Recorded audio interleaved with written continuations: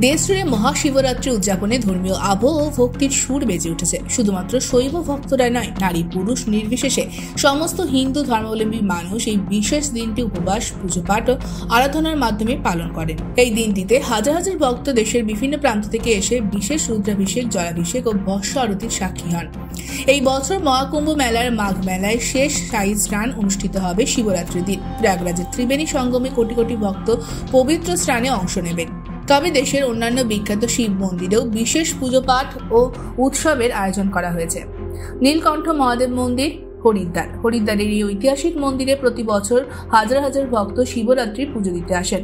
পৌরী গারোয়ালের ঋষিকেশ থেকে 32 কিলোমিটার দূরে অবস্থিত এই মন্দির শিব ভক্তদের জন্য একটি পবিত্র তীর্থস্থান। খাজুরাহোর মাতঙ্গেশ্বর মন্দিরে 10 দিন ব্যাপী মেলা বসে মহাশিবরাত্রি উপলক্ষে। বিদেশি পর্যটকেরাও এই মন্দিরের শিল্প ও স্থাপত্য দেখতে আসেন। মহাকালেশ্বর মন্দির উজ্জয়িনী দ্বাদশ জ্যোতির্লিঙ্গের অন্যতম মহাকালেশ্বর মন্দিরে রাতভর ভক্তদের সমাগম ঘটে। লোককথা অনুযায়ী এখানে ভগবান শিব স্বয়ং মাটি ফুঁড়ে বেরিয়ে এসে দানব দূষণকে পরাজিত করেন এবং ভক্তদের অনুরোধে এই স্থানে স্থায়ী হন।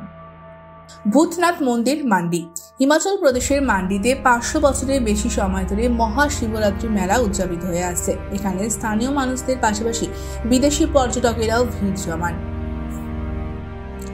নাগেশ্বর জ্যোতির্লিঙ্গ দ্বারকার এই বিখ্যাত মন্দিরে দিনরাত ব্যাপী ভজন, কীর্তন ও বিশেষ অভিষেকের আয়োজন করা হয়। শিবলিঙ্গকে দুধ, ঘি, মধু, চিনি ও দই দিয়ে স্নান করানো হয়। মহাশিবরাত্রিতে শিব মন্দিরগুলিতে বিপুল ভক্ত সমাগম হয় এবং সারা দেশে মহাদেবের মাহাত্ম্য ধ্বনিত হয় এই বিশেষ দিনটিকে কেন্দ্র করে। Bureau report, ANM news.